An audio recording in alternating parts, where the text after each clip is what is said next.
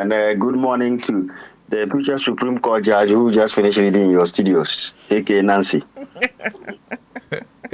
Good morning, Chairman. Anyway, and I'm sure you'll be monitoring what has happened in Parliament, the involvement of the judiciary. What do you think?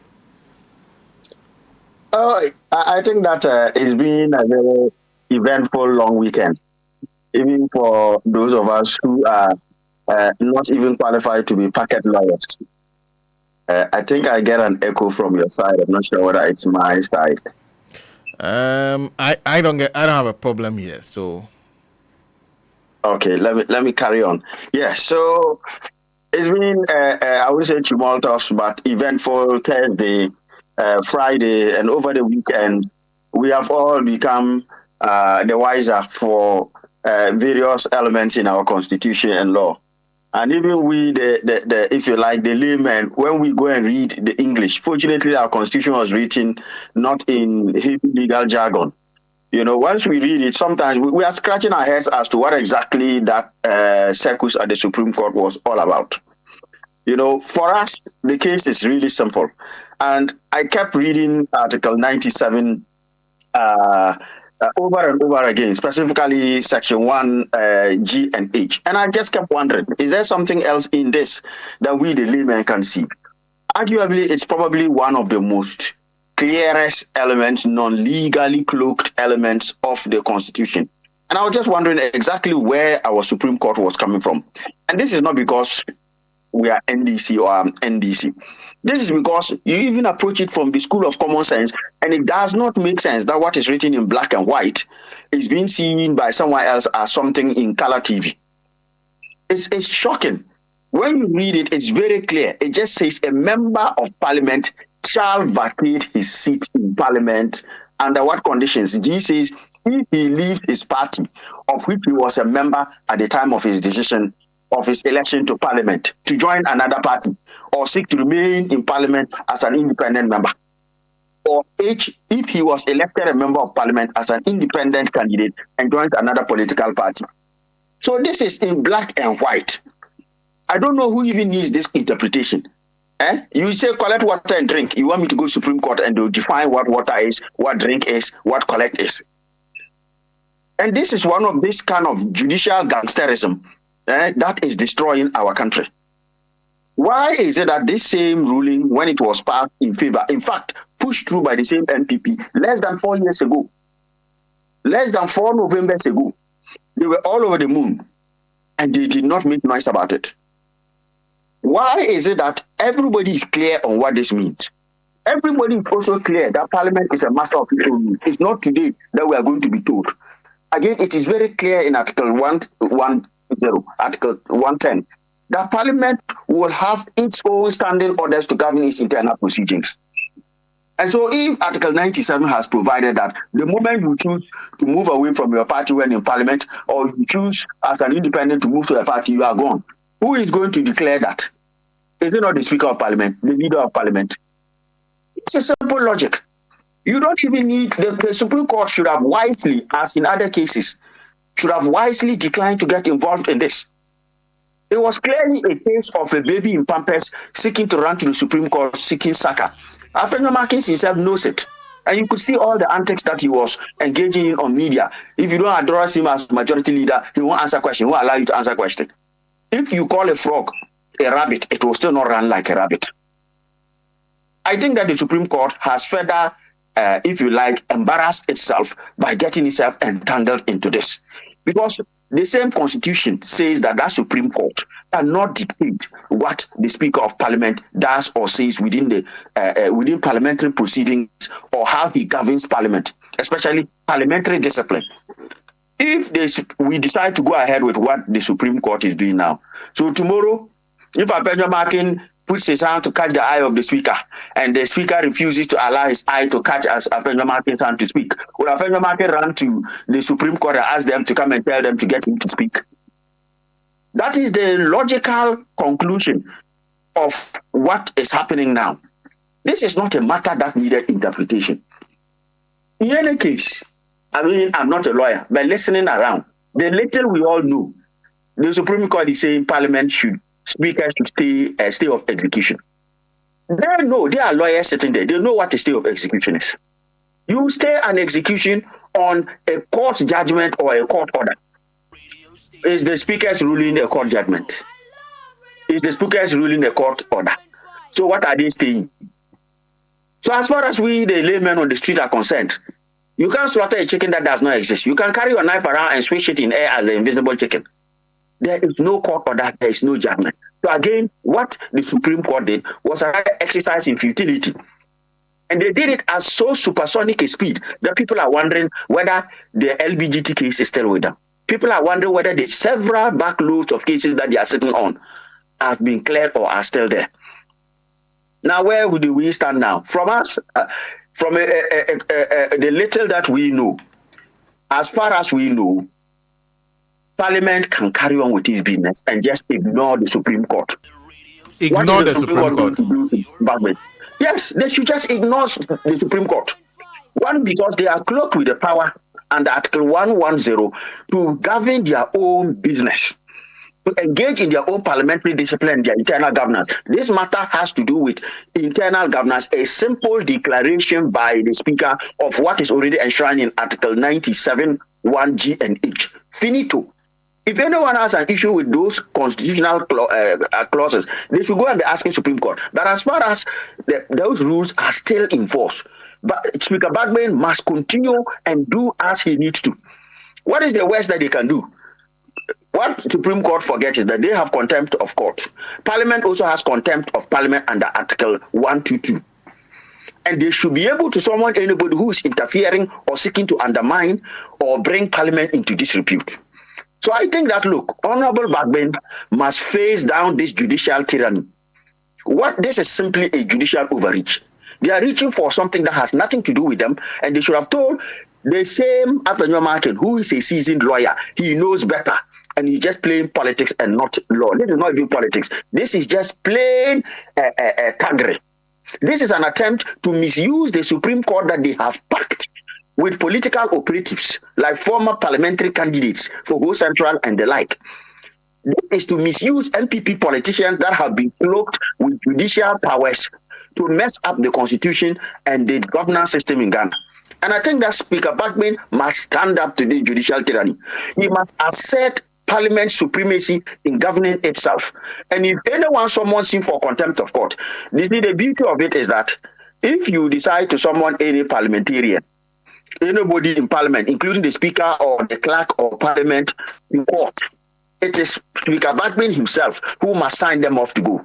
Now let us see whether they will come and force him to sign himself to come and attend to their contempt of court. And if they issue any contempt of court notice to him, he should also counter issue a contempt of Parliament surcharge on the what do you call it, the Chief Justice and someone head to Parliament, because Parliament must stand its ground. If we are to have the separation of powers, the three arms of government work well, particularly Parliament, then Speaker Bagman must stand his ground, and you must know that the entire Ghanaian populace stands solidly with him. Of course, the majority of Ghanaians, well-thinking Ghanaians. We have even MPP people who can see this and say, this is not the way we want government to go. Unless we want to say that the Supreme Court should now rule Ghana. They have decided to leave the bench, leave the courts, and move into Parliament. Then they should come to the constituencies and campaign. Let's see how many votes they will get. You don't appoint a handful of judges and then you want to go and determine what Parliament's procedure in line with the Constitution. If this was unconstitutional, it makes sense. But this is the lowest, one of the lowest. And as Nancy was saying, the reasons they are giving are not just laughable, they completely lampoon their own integrity. The same court that has conspired with the executive and the MPP to keep SAL out of representation for 4 years is suddenly crying crocodile tears about some constituencies that may not get representation for another 47 days. What is wrong with them?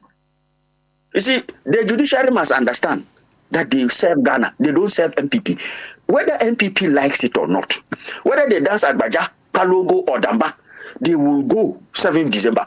And these Supreme Court judges that have decided to tie themselves to the MPP's apron strings. They should be asking themselves questions whether they will still be fit for purpose after 7th December. When you make these kind of rulings, these rulings are not just politically wrong, judicially wrong, but from a commonsensical perspective, those of us who are packet lawyers running around, we can look at this and say, even me, even us, will not make this kind of basic errors in judgment.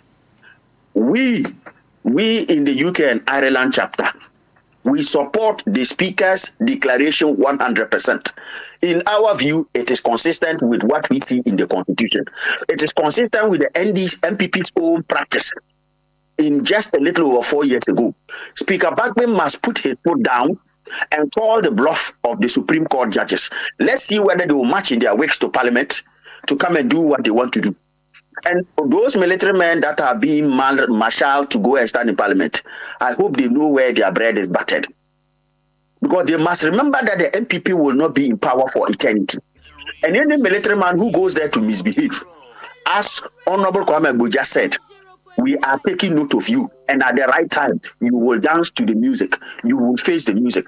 So from our side, we are solidly behind Speaker Bagman. He must put his foot down. Tomorrow, the NDC must do its business as majority. The NDC must start the very swift process of repealing the e-levy and all those obnoxious taxes that this clueless MPP government is still doubling in. They must ignore all these antics and all these crocodile cries for calm by Ochedako and even the laughable comedian called Baumia. We fully support the NDC majority in Parliament to assert its rightful place and work for the people of Ghana. Nothing more, nothing less. And if the people of Ghana need to mass around Parliament to enforce and make sure that the NDC exercises its majority status and that the Speaker of Parliament upholds the integrity of Parliament, so be it. But we in the NDC, UK and Ireland, we fully throw our weight behind our new comrades in the NDC majority in Parliament. We fully throw our weight behind the Speaker of Parliament, Honorable Alban Sumanu Bagman, and we fully support that parliamentary privilege and parliamentary sovereignty must be protected, and let the Supreme Court judges stay away. They should root themselves on their benches and deal with that which has been given to them. They should avoid crossing over from doing the job of the judiciary to trying to double in the job of the legislature. They have messed themselves up in the judiciary. They should stay in that stench and not try and cross it over. So this morning, what the UK and Ireland chapter, NDC UK and Ireland chapter is saying is that for as far as we are concerned, we support fully the majority caucus, NDC majority caucus in Parliament. And we support Honorable Atuforsen, we support Honorable Kwame Agboja, we support the Deputy Majority Leader, now Deputy Majority Leader, Honorable Bua. We support Honorable Bagman. They must enforce Article 97 G and H, 1G and H to the fullest, and the NDC's majority must be upheld. If the MPP want to boycott Parliament, they can continue and go back and continue campaigning. But the NDC should be in Parliament as majority to do the bidding of the people and rid us of these crazy bad taxes that have been put on us. Thank you, Senator. Very interesting position you have taken. I guess you're free to disagree with the Supreme Court. But to suggest that their ruling should be ignored and perhaps, is that not going too far? No, far from it. The reason is, look, it is our God-given duty to oppose any illegal antics, including those that will come from the Supreme Court. Yes. As far as we are concerned, what the Supreme Court is asking for stay of execution of what? A non-existent court order? A non-existent court judgment? Unless tomorrow the stay of execution, they can just come to me and say, Conrad, you are going to eat Banku. Supreme Court says stay of execution. When no court has said I cannot eat Banku. So from that perspective, it's illegal. From the perspective of the same constitution that the Supreme Court should be upholding, if they had bothered, and I hope they didn't, because if they did and still went to where they went, then their case is beyond redemption. If they had bothered to read the same Article 97, 1G and H, and not listen to this crybaby Apanyo Markins who's running around town because he went to work as majority and is coming home in minority clothes, then they would have realized that where they were heading was wrong. Supreme Court cannot act with impunity, violate the Constitution, and expect us to support them in the illegality of trashing the Constitution. But They have violated the sanctity of Parliament. You're assuming a mandate you do not have. That's the mandate of the Supreme Court. They decide at what point in time a constitutional provision needs interpretation or not. That is not the mandate of Chairman CONRAD DUMBAH. Is it your mandate? Well, in any case, it's not my mandate. Equally, it is not their mandate to dump the Constitution, but to read the Constitution and interpret it where needs be. What Speaker Parliament did, the Speaker of Parliament, Speaker Bagman did, was to simply, he was not there interpreting. It is clear. What are we going to interpret about? The thing says, if you are MPP and you go independent, or you are NDC and you go independent, or you are independent and you go NDC or go independent, Yamutu. So what is the matter here? Who needs to even interpret this? Unless they want to even interpret their own state of execution to us. It is simply, you see, a lot of Ghanaians are upset because the Supreme Court judges, that should have been, there were times gone when the Supreme Court spoke and people really paid attention. But this particular crop of UFC have made a complete joke of some of the legal positions they have taken, completely contradictory. You cited Kwame Akufu. I heard a former law, head of the School of Law, and Sasare. You should read, and these are sound, commonsensical interpretations. For me, they can interpret the law as much as they want, but the same law says they cannot interfere in the workings of Parliament. Finito. Section 122. And that is why contempt of Parliament was provided to stop any attempt to usurp the power of Parliament or to lampoon Parliament. In very simple terms, are they not conscious that what they have done is contempt of Parliament? I think that they took that decision very, very lightly. Very, very lightly, without thinking about the consequences. And look, Speaker Bagman is cloaked with the power in Parliament to disregard this judicial overreach and proceed. The facts of the numbers are the NDC has majority in there. If the MPP disagree, let them turn up. It's as simple as that. You understand? The people who were thrown out have not complained. Why is Afenyo Markin complaining? Why didn't we see Cynthia Morrison going to court? Why didn't we see the former MP going to court?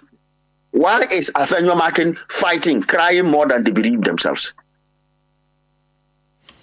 You do understand that by asking a court order to be, ignored or disregarded, you are also perhaps teetering on contempt. I'm happy. When I land in Ghana, they can arrest me and lock me up for speaking my mind. Abba, haven't they done that to Vomino? Oliver? Has he stopped him? You see, we Ghanaians, we all have to learn. And it's not because I'm speaking from afar. If I were in your studios, I would say the same thing. Nimola said it. When they come for one person, you keep quiet. Soon they will come for you. This Supreme Court has violated our Constitution, the sanctity and decency of our society for so long, with so much silence occasioned by Ghanaians that now they are acting with impunity. Ghanaians must speak. And if you are a Ghanaian, you are sitting in your throat and you think, this one has nothing to do with me. Let me tell you, when they start from the top, the day they'll come for you, there'll be nobody to talk for you. The day they'll stop a trottoir and arrest people. Look at innocent protesters that exercise their right to protest. They've arrested them. Some of them are still languishing. They won't give them bail. They violated the people's habeas corpus. They have decided to ignore all legal precedent and all legal provisions for a decent society and treat them like vermin. You think you are safe. My brother and my sister, if you want, just keep in your mind they say NDC and MPP are the same. The day these gangsters in government with their their partners on the bench come after you, you will realize that if you have spoken, it would have been better. If they want to cite me for contempt of court, they can be my guest. But as far as I'm concerned, and as far as the NDC UK Island are concerned, we too, we can read small English. We don't need to be lawyers to see that shall mean shall. Shall didn't mean optional. It didn't mean at the leisure of Supreme Court. Those people are gone. They have moved from the vehicle that took them to Parliament. The Constitution says once you do that, you are out. If you hop off the bus heading for Huhoi and sit on the bus going to Cape Coast, forget it. You are not in the bus going to Cape Huhoi. The matter is finished. It's simple. Supreme Court should sit their baby quietly and allow Parliament to do its work. And we fully support Speaker Bagman to take that stance and make sure that they get their job done. End of. If they want, let them send the military into Parliament. And let's see whether the military will come and take the seat of the Speaker and declare what's in the Avenue Marking and his gang majority.